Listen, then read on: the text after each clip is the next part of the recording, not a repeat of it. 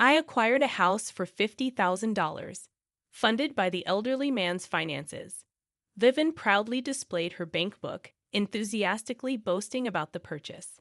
Despite my attempts to maintain composure and avoid being easily surprised, I couldn't stifle my laughter. In this moment, Viven questioned my amusement, prompting me to explain. However, instead of expressing shock, I continued to laugh heartily in her presence. After a prolonged bout of laughter and the inability to articulate words, I regained my composure. Addressing Viven, I apologized, saying, "Sorry for you." She seemed perplexed, prompting me to sadly point at the bank book she held. "My name is Rita, and ever since I married a man 10 years my senior, I've been a target of gossip. My husband, already wealthy with multiple companies and ample resources, was considered a catch. People assumed I married him for his money, given the age difference. However, the truth was different. My husband had experienced poverty in his earlier life, abandoned by his gambling-addicted father, leaving him and his mother in a small apartment. As the landlord's daughter in that building, I had no peers my age. Consequently, my future husband, 10 years older than me, became my playmate. Despite my attraction to him, I never coveted his wealth. Our paths diverged when he moved to New York, but we continued corresponding. Each time I confessed my feelings, he responded with a dismissive, "When you're older." This pattern persisted through middle school and high school. Despite the rejection, I remained steadfast. Even when he told me I was too young in high school, I persisted. Our connection endured during his time away, and when I entered university, he issued a conditional response. He suggested that if, after broadening my perspectives and meeting new people, I still harbored feelings for him, he would reciprocate. Throughout my 4 years at university, my unwavering feelings persisted. Upon graduation, I confessed once more. Bashfully, he admitted, "You're the only one who's loved me this much." And we officially began dating. At 23, fresh out of university and embarking on my career, I shared my life with a man of 33 who had already established himself in New York with successful business ventures. Eager to marry him, I patiently awaited his promise to tie the knot once his company achieved success. Living together, I diligently managed household chores and prepared his favorite meals, all the while questioning if he truly cared for me. Direct inquiries led him to admit that he initially considered my affection during our elementary and middle school years as a mere childish crush. However, as my declarations persisted through high school and college, he began to feel shy and acknowledge the depth of my feelings. Worried during my college years that I might find someone else, he shared that he had never dated before due to focusing on studying and overcoming his impoverished background. Despite the skepticism surrounding our age gap, we were confident in our commitment and dismissed the notion of betrayal. With a $12 million asset, we encountered assumptions that our relationship was driven by financial motives or future insurance benefits. While some recognized our long history, others stubbornly clung to stereotypes about wealthy individuals. In social settings, gossip surrounded us, but my husband, despite the frowns, encouraged me to ignore it. Unaffected by external opinions, our love remained steadfast, bolstered by my husband's unwavering trust. Several years into our marriage, we welcomed our eldest son, Peter, followed by our second son, Dan, the next year. Despite financial comfort, we chose not to disclose our wealth to them, teaching them the value of money from elementary school. They received allowances for household chores and learned financial management through unique piggy banks and account books. Our upbringing seemed to have a lasting impact. By the time Peter and Dan reached high school, rather than asking for pocket money, they expressed a desire to work for what they wanted. Peter secured a job at a cafe, while Dan found employment at a bookstore. Their mutual respect for each other's interests filled me with anticipation for their futures, a sentiment echoed by my husband. He remarked, "I'm excited to see what kind of women they'll end up with." I responded, acknowledging the evolving nature of relationships in contemporary times, whether it be someone of the same gender or choosing a single life. Sharing a laugh, my husband and I agreed that as long as our sons were happy, that's what truly mattered. Our aspirations were simple. We wanted our two sons to find happiness in whatever path they chose. Little did we anticipate that our eldest son's choice of a life partner would prompt us to exclaim, "You're marrying her?" One day, Peter approached us during a family dinner after he and Dan had graduated from university, started working, and moved out. In a celebratory atmosphere, he shared, "I want to introduce a woman to you, Mom and Dad. I've been dating her, and I'm thinking of marrying her in the future." Rita, my husband, and Dan responded with excitement, expressing their eagerness to meet her. Peter brought the woman, Viven, to our house, and her first reaction was a wide-eyed admiration of our home. "Wow, what a fantastic house! This is what a wealthy family's home looks like. Someday, I'll be living in this house too. How wonderful!" she exclaimed while gazing around. Peter watched her with a fond smile. As we greeted them, Viven introduced herself as a model, though she used a stage name. She asked if we knew her, and I admitted that I occasionally looked at magazines but never paid much attention to the models, leading to a candid no from me. Viven nodded in understanding, and then, to my surprise, remarked, "I guess you might be younger than my father-in-law, but you're still quite old. So you probably don't read the kind of magazines I'd appear in, huh?" I was taken aback, questioning if I had just been insulted. The idea of being mocked by my future daughter-in-law at our first meeting seemed unimaginable. However, considering I don't often read magazines featuring models around her age, her comment might have been accurate. I reassured myself that she likely didn't mean any harm. Trying to shift the conversation, I asked about Viven and Peter's relationship. She inquired if we had an arranged marriage due to the 10-year age gap, to which I clarified that we didn't. She then shared that she and Peter were in a love marriage, prompting her curiosity about how we managed to stay together for so long. Her probing continued, questioning if our marriage was unwanted and how we navigated the age difference. I couldn't help but think of the irony, considering the length of time I had harbored a crush on my husband before our marriage.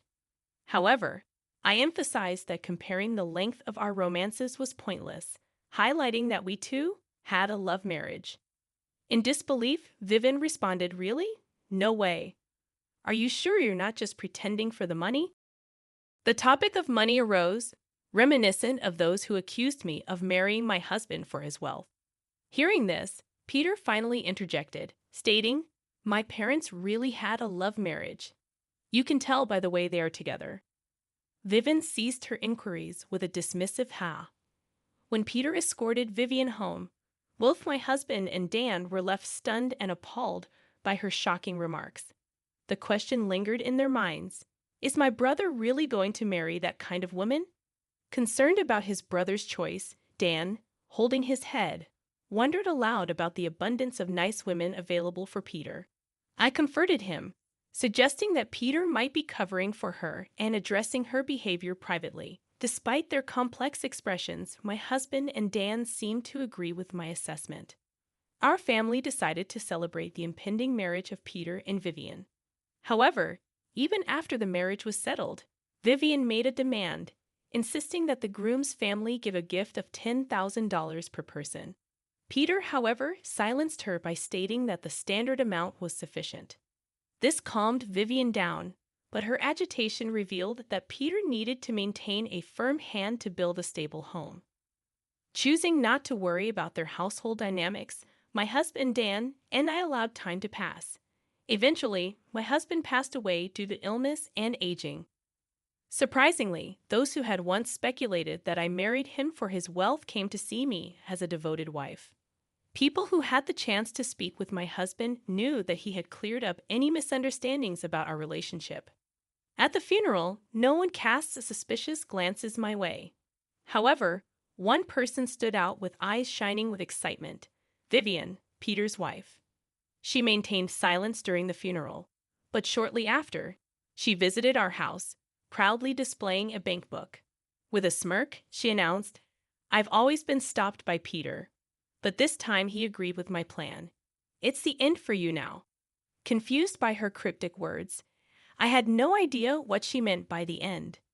With that bank book, she proceeded to boast about buying a house for $500,000 with the old man's money, a reference to my deceased husband.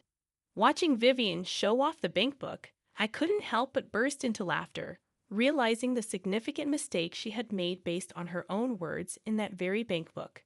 Despite my attempts to remain calm and composed since my husband's death, I couldn't contain my laughter. When questioned about my laughter, I refrained from giving Vivian the satisfaction of a defeated response. Instead, I continued laughing in front of her, not allowing her the reaction she anticipated. After a while, I managed to stop laughing and said, "Sorry for you, huh?" She seemed puzzled, prompting me to suddenly point at the bank book in her hand, saying, "Look at the name carefully." Her confusion deepened as she inspected the bank book, and suddenly she exclaimed, "Wait, this is Peter's bank book." Witnessing her realization, I burst into laughter again. It wasn't my intention to mock her, but the memory of her boasting with Peter's bank book, falsely claiming to spend my husband's money. I couldn't help but burst into laughter. Ha ha! The first character of Peter's name and my husband Paul's name are the same, right? So ha ha ha, you got it mixed up, I chuckled. Vivian, flustered, pleaded, "Hey, wait, don't laugh at me." I seriously thought it was my father-in-law's bank book, but I even took his ID. I borrowed it after the funeral from where? From a black bag everyone carries to a funeral. Hi ha ha, I continued laughing, holding my stomach. As it turned out, the bag from which she took the bank book belonged to her own husband, Peter. She had mistakenly believed it to be my deceased husband's bank book. But I bought a house for $500,000 with it. Do you have $500,000 to borrow a house? Would you pass the mortgage screening? She stammered. Well, that Peter was with me, so I had him do it, I replied, finding the situation increasingly hilarious. Vivian had discovered the bank book in her husband Peter's bag and must have suggested buying a house with the account holder Peter. Seeing the amount in the bank book, she proposed buying a house for $500,000. Since Peter and Vivian were living in an apartment, Peter might have thought it was time to buy a house. For Peter, it was simply buying a house with his own earned money, but Vivian mistook it for my husband's bank book and thought she could use it. Not being the account holder, I assumed it was the bank book with my husband's insurance money in it. As the beneficiary of my husband's insurance, any money transferred would go into my account. Besides, normally, you can't use the account of someone who has passed away. Vivian's face turned red at my words. Soon after, Peter and Vivian's parents appeared at our house. Peter casually approached Vivian, and her parents, looking pale, came to me, bowing repeatedly. They'd apologized for their daughter's rudeness. As I listened, surprised, Vivian's parents explained what had happened. After Peter and Vivian decided to buy a house and completed the contract, an excited Vivian texted her mother, "Got a mansion with the dead father-in-law's insurance money. I'll invite you over once we move in." Now I'm going to brag to the money-hungry mother-in-law about buying a house with the money she was supposed to get. Panicked, her mother showed the message to her father, and they both contacted Peter in a hurry. Peter, calmly responding, brought them to our house. I'd always kept an eye on Vivian, expecting her to mess up sometimes, but I never thought she'd mix up my bank book with Dad's. Peter and I laughed as much as we could when we realized Vivian's mistake. Vivian's parents told her to apologize, their faces still pale, but Peter and I continued to laugh, creating a chaotic scene. Once we stopped laughing, Vivian's parents apologized, and a flustered Vivian also apologized to us. I assured them, saying, "Oh, it's all right. In the end, I haven't suffered any harm." I told Vivian and her parents not to apologize, but they insisted, saying, "No, we know you two had a love marriage and were together before your husband built his fortune. We saw your husband on a TV program talking about how you two met. My wife and I were so moved by your love story." As I exclaimed in surprise, Peter sitting next to me explained, "Ah, I thought Mom didn't know." Dad couldn't stand seeing Mom misunderstood, so he talked about it everywhere, and it reached the ears of a TV station. They thought it was a great story and broadcasted how Mom and Dad met. Was that what you was asking about a few years ago when he wanted to tell people our story? I realized the legacy my husband had left behind, and our daughter had caused such a disgrace. When Dan, the younger son, heard about it later, he said, "I just can't understand my brother's thinking," looking skyward. When I asked Peter why he loved her so much, he replied with a laugh, "She's never boring to watch." Remembering how he made me laugh during my grief after my husband's death, I felt I understood what he meant. Being with her probably meant no time for minor worries or sulking. Though Vivian did what she did, she had been without an allowance for a while and recently started working at my favorite cafe. Whether she was embarrassed by how much I laughed at her, scolded by her parents, or heard in detail about mine and my husband's love story from them, I'm not sure. Lately, she's been calling me ma'am and treating me more respectfully. For a while, I think I'll continue visiting this cafe, watching